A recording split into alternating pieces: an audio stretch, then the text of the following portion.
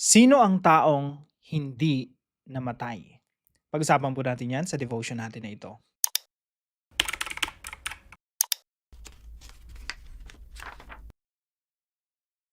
Magandang araw po sa bawat isa sa inyo. Welcome back to our 365 Daily Devotions, Bible Characters Edition. Binabati ko po muna ng happy birthday si Sister Irma Pomaranas. Hello po sa inyo kapatid.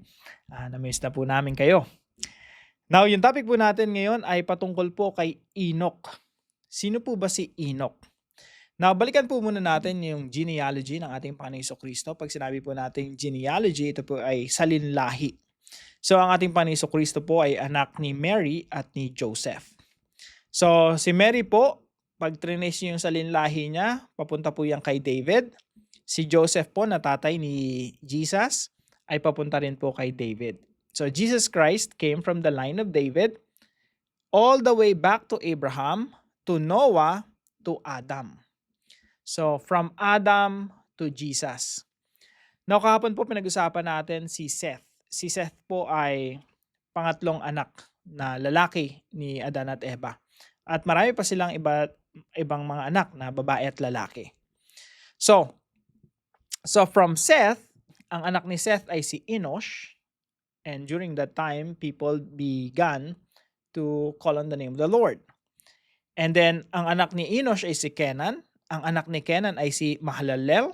Ang anak ni Mahalalel ay si Jared. At ang anak ni Jared ay si Enoch.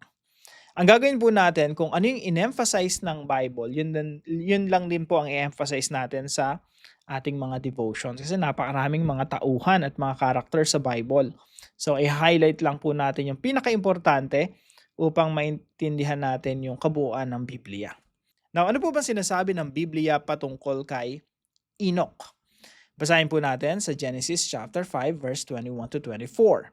Ito po ang sinasabi. When Enoch had lived 65 years, so sa atin ngayon, senior citizen na, no? 65 years old siya nung pinanganak si Methuselah na kanyang anak. No? He became the father of Methuselah. Verse 22, after he became the father of Methuselah, Enoch walked faithfully with God 300 years and had other sons and daughters. So si Enoch nagkaroon pa ng ibang mga anak, babae at lalaki, doon sa panahon na yun, 300 years, no? Altogether, Enoch lived a total of 365 years. Parang 365 daily devotions lang. Sa kanya, 365 years yung kanyang buhay, napakahaba po, ano? And verse 24, Enoch walked faithfully with God, then he was no more because God took him away. Now, ito po yung katuroan natin ngayong araw. Number 1 po, Enoch walked with God by faith. Alam niyo po, ang isang tao, hindi naman lalakad na kasama ang Diyos. Ano po ito? Hindi naman po ito literally na naglalakad kayo, hawak kamay mo yung si Lord, no? Na sabay kayo naglalakad. Ito po ay, kumbaga, pamamaraan upang ipahayag yung pamumuhay ni Enoch. Ibig sabihin, si Enoch namuhay ng matuwid na naaayon sa kalooban ng Diyos. Kung ano yung klase ng pamumuhay na gusto ng Diyos, yun ang ipinamuhay ni Enoch. Yun po yung ibig sabihin ng Enoch walk with God. Para bang ang image niya, yung picture, magkaibigan sila. No? Magkasama sila. Yung gusto ng Diyos, gusto niya rin. Yung kalooban ng Diyos, kalooban niya rin. Kumbaga sumusunod siya sa kagustuhan ng Diyos. Enoch walked with God by faith. Now, emphasize po natin sa devotion natin ngayong araw yung salitang faith. Now, hindi mo makikita rito sa Genesis chapter 5 yung salitang faith. Pero, naririyan po yan. No? Yung walking with God, yung pagsunod sa Diyos, hindi naman mangyayari yan if you don't believe in God. Yung faith and walking with God, laging magkakambal yan. Kaya nga po, nung ininterpret ito sa New Testament, sa Hebrews chapter 11, sabi ron, by faith, Enoch. Basahin po natin. So, marami pong mga tao, no, ang ina-emphasize lang po yung verse 6. Kasi sabi rito sa verse 6, and without faith, it is impossible to please God. Lagi natin kino-quote yan, naririnig natin sa mga preachers. Without faith, it is impossible to please God. Pero alam nyo po, ito ay connected kay Enoch at si Enoch po yung ginawang example dito. Kaya po pag binalikan natin yung verse 5, sabi dito, by faith, Enoch was taken from this life so that he did not experience death. Mamaya pag-usapan natin yan na si Enoch hindi namatay. He could not be found because God had taken him away. For before he was taken, he was commended as one who pleased God.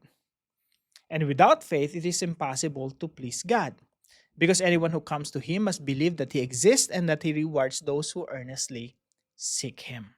So, bagamat di mo makita yung salitang faith doon sa Genesis chapter 5, pero nandoon yun. Kaya sabi rito sa Hebrews 11:5, by faith Enoch.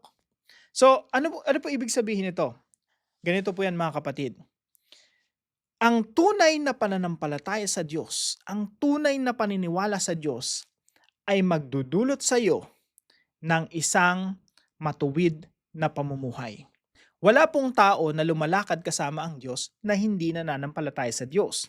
At kung tunay na nananampalataya ka sa Diyos, you will also walk with God. Alam niyo po dito sa Pilipinas or anywhere in the world, marami pong mga tao naniniwala sa Diyos. They just believe in God. Pero they don't walk with God. Ano pong nangyari? Maraming tao naniniwala sa Diyos pero hindi naman lumalakad ng ayon sa kalooban ng Diyos. Paano po ipapaliwanag yung mga ganung bagay? Kasi mag-interview ka lang dito sa Pilipinas, maybe 99.9% sasabihin nila naniniwala sila sa Diyos. Pero alam niyo po, iba po yung naniniwala ka lang sa Diyos. You just know that there is God. Pero iba yung relational na pananampalataya. Yung, Lord, I believe in you. You are there. And I will follow you. Yun po yung true faith. Malalaman mo na totoo ang pananampalataya ng isang tao kapag yung tao na yun naniwala at sumunod sa Diyos. Naniwala at lumakad kasama ng Diyos. Pangalawa po, Enoch pleased God by faith. Ibig sabihin, nalulugod ang Diyos sa kanya kasi nga nananampalataya sa Diyos. Again, sabi dito, by faith, Enoch was taken from this life so that he did not experience death. For before he was taken, he was commended as one who pleased God. He pleased God. Nalulugod ang Diyos sa kanya. And without faith, it is impossible to please God. Kung walang pananampalataya, you cannot please God. You cannot make God happy. Paano matutuwa sa iyo yung Diyos? Hindi ka nga naniniwala sa Kanya, no? Because anyone who comes to Him must believe that He exists and that He rewards those who earnestly seek Him. Mga kapatid, the goal of life is to please God, to make God happy. And how can you make God happy? You have to put your faith in Him. And that faith must cause you to follow God and to walk with Him. Number 3 po, Enoch escaped death by faith. Alam niyo po, dalawa lang sa Bible, sa Old Testament, yung natakasan nila, so to speak, no, yung kamatayan.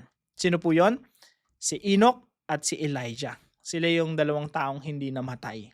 Sabi nga ng ilang mga theologians, so sobrang excited ng Diyos na makita sila, hindi na daw nakapag-antay na mamatay sila, kinuha na lang sila at nakapiling na nila yung Diyos ng pangwalang hanggan. They did not experience death. So sabi dito, by faith Enoch was taken from this life so that he did not experience death. Hindi nila naranasan. Si Enoch at si Elijah, hindi nila naranasan ng kamatayan. Dito po sa Genesis chapter 5 verse 24, sabi dito, Enoch walked faithfully with God, then he was no more because God took him away. Now, something interesting po rito sa verse na ito. Dito po sunod-sunod na sinasabi, someone lived and died. Lived and died. Lived and died. Paulit-ulit. Pero pagdating kay Enoch, he lived, pero walang sinabing he died. Ano pong ibig sabihin nito? Ibig sabihin po nito, God broke the curse. Yung sumpa ng kamatayan, brinik ng Panginoon. So, Enoch escaped death by faith. Tayo rin po, no? We can escape death by faith in Jesus Christ. Yes, mamamatay tayo, pero muli tayong mabubuhay because of faith in Christ Jesus. So, dito pa lang po sa buhay pa lang ni Enoch, meron ng introduction kung anong ibig sabihin ng gospel. At anong mangyayari if you believe by faith. If you put your faith in the Messiah. Now, paano po natin to isa sa buhay? Number 1 po, learn that true faith produces godly life. Kailangan talaga nating matutunan, mga kapatid, na yung tunay na pananampalataya ay magdudulot sa atin ng makadiyos na pamumuhay. Kung totoong naniniwala ka sa Diyos, you will also walk with God. Isa pong pruweba, matibay na ebidensya na ikaw nga ay tunay na mananampalataya, ikaw nga ay ligtas, at ikaw nga ay tumanggap ng biyaya ng kaligtasan if you walk with God. Pangalawa po, live to please God and seek His presence. Mamuhay po tayo na pinapasaya yung Diyos. That's the purpose of life, na pasayahin ng Diyos, to make God happy. So nung nilikha tayo ng Diyos, ang gusto ng Diyos i-share yung kanyang kaligayahan sa atin. At tayo, dahil tayo tumatanggap ng biyaya ng Diyos, nagpapala tayo ng Diyos, we will also live for God and to make God happy. Sabi po sa Hebrews chapter 11, and without faith, it is impossible to please God. Kung hindi ka naniniwala sa Diyos, hindi ka mamumuhay ng makadiyos na pamumuhay. If you don't live a godly life, you will not please God. Kaya sinasabi rito, without faith, it is impossible to please God. Kung hindi ka nananampalataya, you will not please God. Now, sabi po rito, because anyone who comes to Him must believe that He exists and that He rewards those who earnestly seek Him. Alam niyo po yung paghahanap sa presensya ng Diyos, yung greatest reward of seeking the presence of God is that you will find Him. Yes, totoo na, when you please God, when you seek Him, God will bless you in so many ways, no? God will bless you with family, God will bless you with finances, God will bless you. Kung ano man pagdesisyonan ng Diyos na pagpapala, ibibigay niya sa iyo, na generous naman yung Panginoon. Pero hindi naman tayo nakafocus doon. We focus on God Himself. Kaya nga, when we seek God, the greatest reward we will receive is God Himself. When you seek God, you will find Him. And He is our greatest reward. Pangatlo po, leave behind footprints of faith. Mag-iwan po tayo ng footprints. Yung footprints na, yung legacy natin. Legacy of faith. Dito po sa Hebrews chapter 11, ito po ay listahan. Listahan ng mga taong nanampalataya sa Diyos. Kaya po ito ay hall of faith, no? Dito po nilista at kumbaga i-display yung pananampalataya ng iba't ibang mga characters, iba't ibang mga tauhan sa Biblia. At ito po ay nagsisilbing inspirasyon sa marami. Nawa, yung buhay mo, yung buhay ko, yung buhay nating lahat ay mag-iwan ng footprints of faith, legacy of faith, na yung mga anak natin, yung mga susunod na salinlahi, ay makilala tayo. Yung si lolo, si lola, naging matapat sa Diyos. At yung kanilang legacy, yung legacy natin ay mamanahin din nila. Alam niyo po, nakakalungkot lang isipin, no? May mga kakilala ako na yung pananampalataya ng kanilang mga magulang ay hindi na nila ipinamuhay. Mga hindi na nagpupunta sa church, sa mga community ng mga Kristiyano, wala nang pakialam sa Diyos, no? Kaya yung mga anak nila, sumusunod din sa yapak nila. At yung mga apo nila, sumusunod din sa yapak nila. Napapalayo na sa Diyos. Nawawala na sila ng kultura na every Sunday, nag-gather yung pamilya at nagtitipon-tipon sa iglesia. Nawa, hindi yan ang manahin ng mga susunod sa ating henerasyon. Para po sa ating discussion, do you consider yourself as someone who walks with God? Why or why not? At para po sa dive deeper natin, pag-usapan natin mamaya right after this video, kasunod nitong video na ito, what is the meaning of Enoch? Tayo po yung manalangin. Lord God, I want to walk with you like Enoch did. Sometimes it feels hard to follow you when the world goes in a different direction. and I feel small and weak. Please hold my hand and guide my steps. Help my heart to trust you more and to listen to your voice every day. I know I cannot please you on my own, so thank you for giving me faith and grace.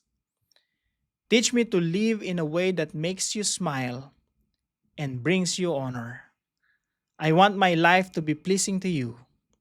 In Jesus' name, amen and amen. Maraming salamat po kay Sister Mila na partner po natin para sa devotion natin ito. At kung kayo po ay may natutunan, ipalam niyo lang po sa comment section right below this video. And please don't forget to share this devotion to your family and friends. God bless you po. See you po tomorrow 5 a.m. dito sa ating Daily Devotions.